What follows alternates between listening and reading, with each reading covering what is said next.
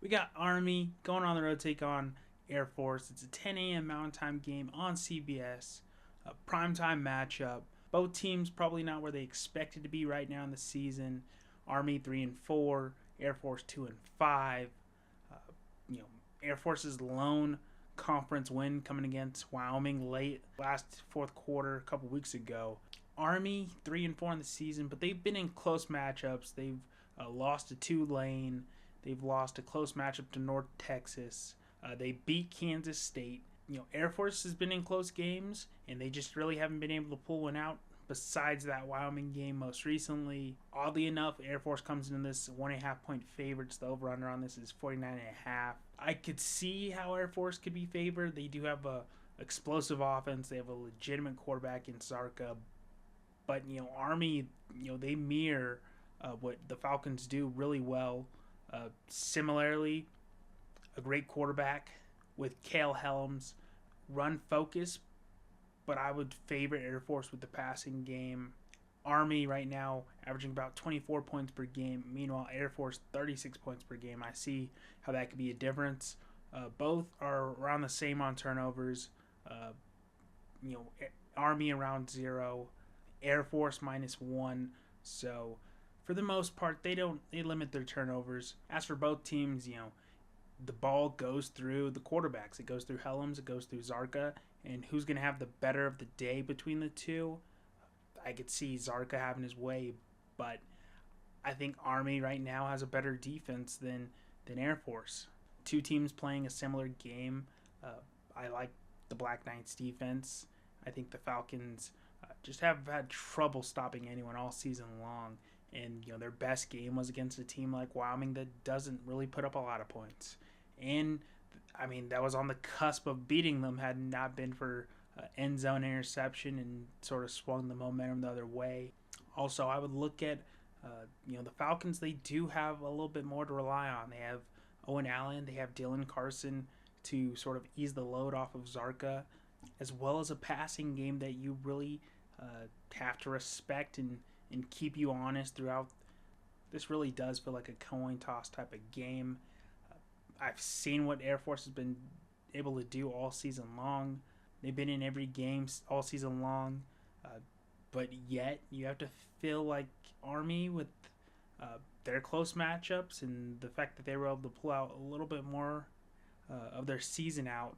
Close loss to Tulane, close loss to North Texas, a win against some guys like UAB, lost to East Carolina, probably their worst of the season, but they've remained competitive in most of their games this season as well. So it is really a toss-up. Whoever could get this, I think, the quarterback that could have the better day. I think Zarka could have the better day, but we'll see what that Black Knights defense brings to the table. It's a great primetime matchup to start your day. It's Army going on to take on Air Force, 10 a.m. on CBS. Be sure to check this one out.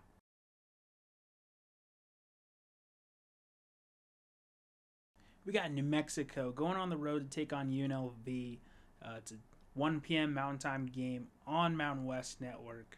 If you're a Lobo fan, you might get frustrated because the past couple of weeks, the way New Mexico's been playing, you have to feel like that would warrant, a national broadcast type of game. Lobos now 5-3 on the season, 2-2 in conference play, one game away from bowl eligibility. Taking on a UNLV team, 6-1 in the season, 2-1 in conference play. New Mexico, rolling off their best victory against Utah State, where they controlled from start to finish. Meanwhile, UNLV coming off their worst and only loss of the season to Boise State, who just has had their number the past few years, despite their progression in play. UNLV comes in this game 5.5 point favorites. The over under on this is 62.5. These are two teams that win in seemingly completely different ways. New Mexico, you would say that at least on the appearance that they don't have any all stars on their team. They don't have any studs, big star recruits. Most of these are FCS guys. UNLV was able to get a ton of name recognition in the transfer portal. Got some big power conference guys in. Both of them have found ways to win. They win in a multitude of ways. A mixed bag for New Mexico. you know, started off relying on the running game. They've shown to be effective passing of late. Jack Lane has progressed as the weeks gone by after a little bit of a slip up in between. He's got 1,598 yards on the season, 9 touchdowns, 8 picks on the season. Damon Bankston emerges their number one running back, 410 yards on the season, 4 touchdowns.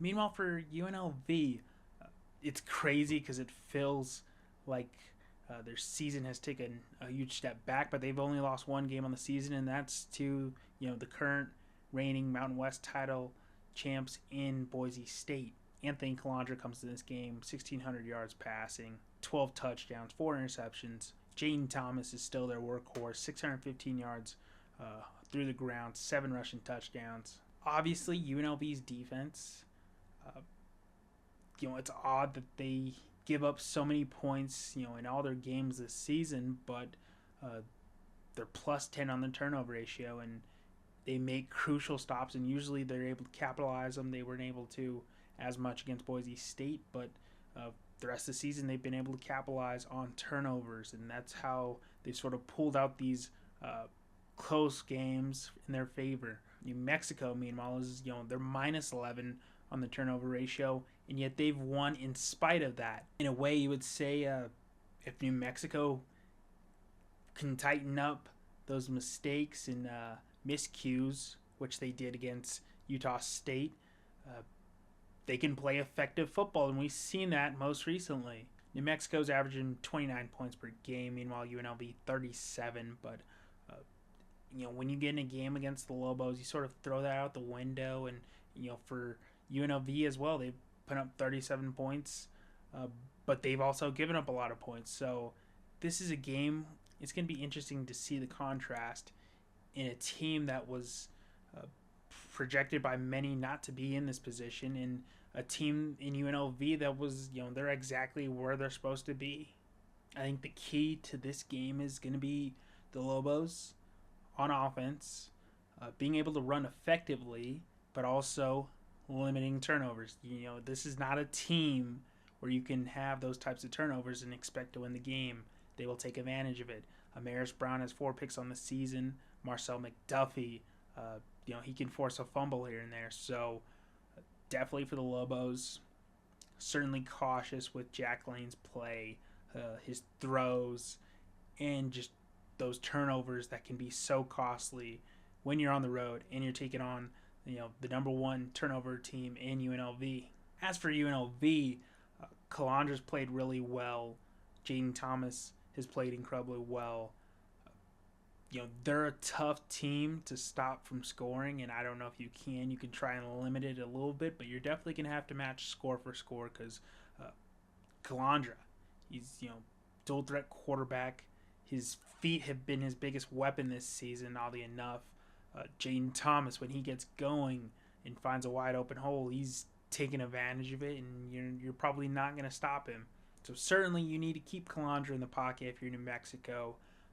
I think Thomas is going to have his stats. He's going to get downfield, but if you can force a 3 and out here and there, that's a huge win for New Mexico. Seeing as the fact that UNLV really hasn't been able to cover all year long, they've been in close matchups, leans to this being a close game. I could see it being tightly contested throughout, and maybe UNLV is able to pull off one of those fourth quarter wins that they're so accustomed to this season.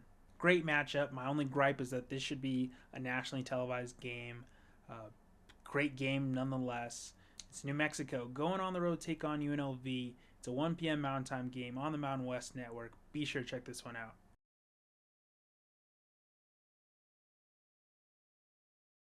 We got Fresno State going on to take on Boise State. It's a 1:30 Mountain Time game on FS1. For some reason, this doesn't really feel like a 5-3 Fresno State team taking on a 6-2 Boise State team.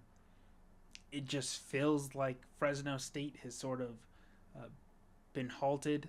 It seems like all their momentum's stopped completely. QB change last week did not prove fruitful for them. They get shut out against San Diego State. Meanwhile, Boise State, they're still just as effective as They've been at the start of the season 6-2 on the year, 4-0 in conference play. They come into this game 17.5-point favorites. The over/under on this is 49.5. By all means, you just feel like you can rely on the Broncos right now. Fresno State, for some reason, they just feel like a bad 5-3 team. One game away from being bowl eligible. It just feels like Boise State's gonna have their way with them, despite that Friday night sort of tightly contested game from Nevada for however long it was. Boise State, it feels like they're gonna give their best effort this weekend, despite the quarterback switch. Conklin throws 2 picks in the game. They've now got 11 total picks on the season for Fresno State, -3 in the turnover ratio. Meanwhile, Boise State +5 in the turnover ratio, averaging about 35 points per game compared to Fresno State's 25. They've looked bad at times, and yet they've still won those games. Definitely the most dangerous running game with, Dylan Riley, Sire Gaines, and Malik Sherrod. Maddox Matson can still make plays when need be. Their defense for Boise State is definitely their strong suit. It's tough to score on this Broncos defense. Marion McCoy's got 4 picks on the season. Ty Benningfield's got 55 tackles. The defense can take advantage of Fresno State for sure and force some turnovers, and at that point it's looked ugly. The Bulldogs offense really hasn't looked that effective this season. Even in the games that they've sort of pulled out, they just haven't looked that good. And yet they're a team that's still very much within striking distance, 5-3 on the season, 2-2 in conference play. But you feel like if they lose this game on the road to Boise State, their season, it gets halted, and they take a huge step back. They quickly went from a team that was on the possibility of sneaking a spot in the Mountain West title game to now, very much likely still able to make a bowl game, and I believe they will, but just not a place where they expected to be, 2-3 weeks ago. When in doubt, Maddox Matson's going to give up, effective QB play. He's got almost 2,000 yards on the season. He's got 15 touchdowns through the air, another 3 on the ground, 7 picks, but still he's been able to manage those and limit turnovers to the best of his ability. There's this feeling that Dylan Riley's going to be able to get a chunk of yards in this game and get closer to that 1,000-yard mark on the season. I'm not so sure that this game ends up that close, but if EJ Warner's in and despite his turnovers, he finds ways to win, and maybe they get back to sort of that week 2, week 3 quirky offense that found themselves able to win games. It's Fresno State going on the road, take on Boise State. It's a 1:30 Mountain Time game on FS1. Be sure to check this one out.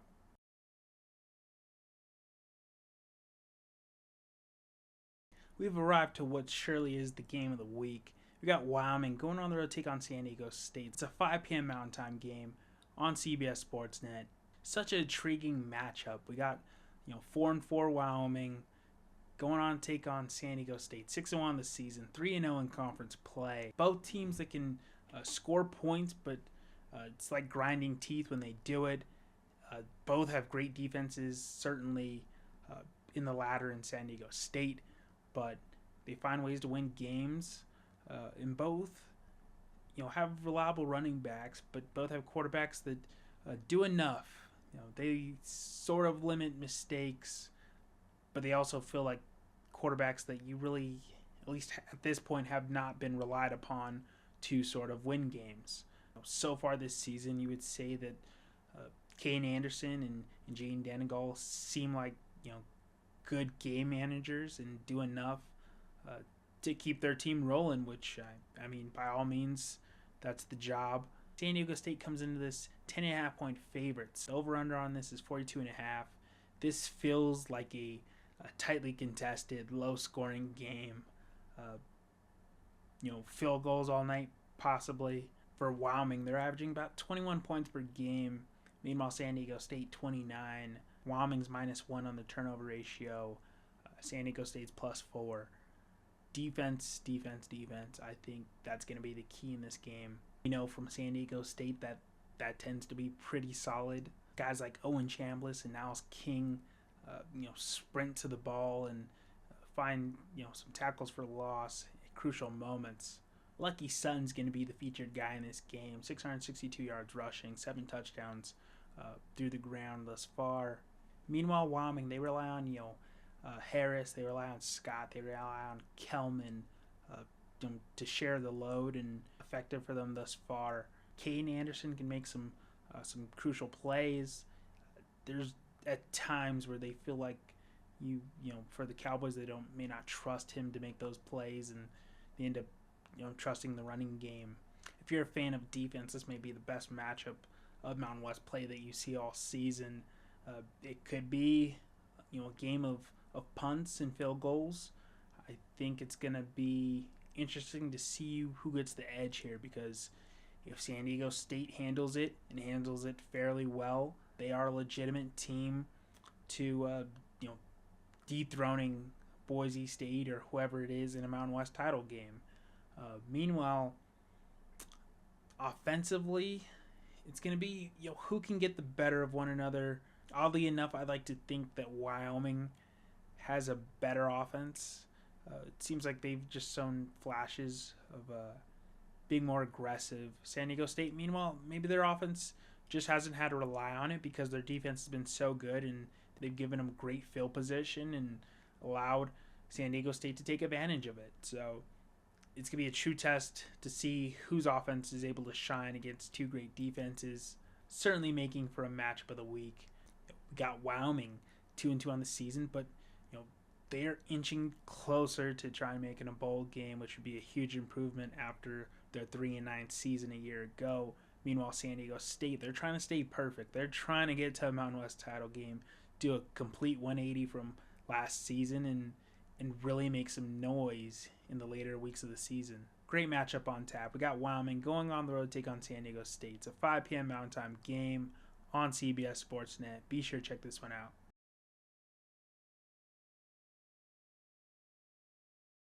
Final matchup of the night, we got Hawaii going on the road to take on San Jose State. It's an 8:30 Mountain Time game on CBS Sportsnet.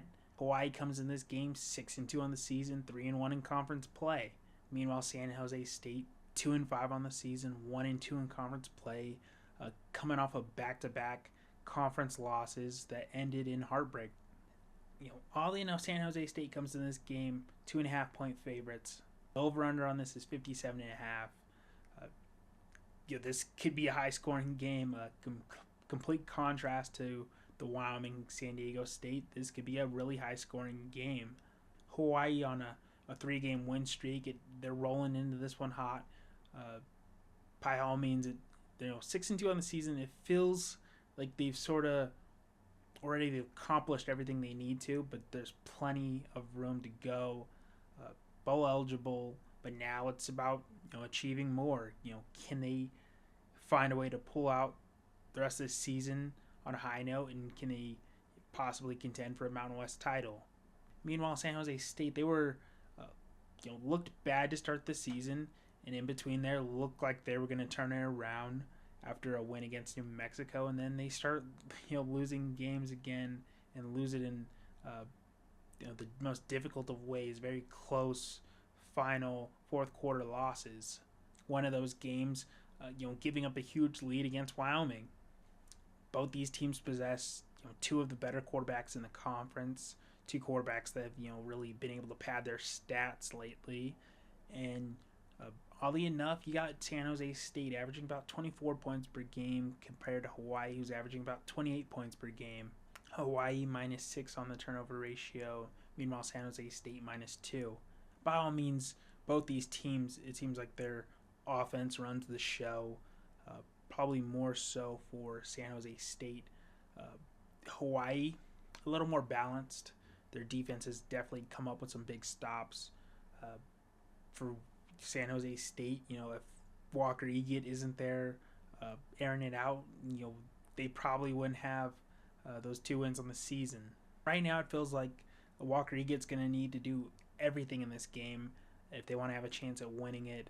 He's going to have to be their go-to guy. He's going to have to rely on for huge yardage downfield. As for Hawaii, definitely Mike Alejado is their go-to guy. They run the offense through him, but they don't necessarily need to. He can rely on the running game. He can rely on Landon Sims a little bit more, Cam Bartfield, and it feels like Hawaii just can play football, not have to worry as much as who are they going to be their go-to guys compared to San Jose State, where Walker Egan, he might as well be sort of Peyton Manning in there, having to do it all and rely on himself to find his targets. Hawaii is not much of a secondary team where they're going to get a lot of picks on you, but they can get tackles for loss. They can get some forced fumbles, and that's where their strong suit is on defense. So I can see them pressuring Walker Egan in the backfield and really making him hurry up on those throws. And you never know, maybe that's enough to force a turnover, force a pick in their favor. For Hawaii, this is a game where they have everything to lose, and for San Jose State, they really have nothing to gain. I feels like their season is sort of lost. They've let it get too far behind them. 1-2 in conference play, and now you're talking about 5 games to make up 4 wins. It's a tough task for them. Certainly, Hawaii's got to be coming in this game extra motivated and trying to stay on their win streak. It's Hawaii going on the road to take on San Jose State. It's 8:30 Mountain Time game on CBS Sportsnet. Be sure to check this one out.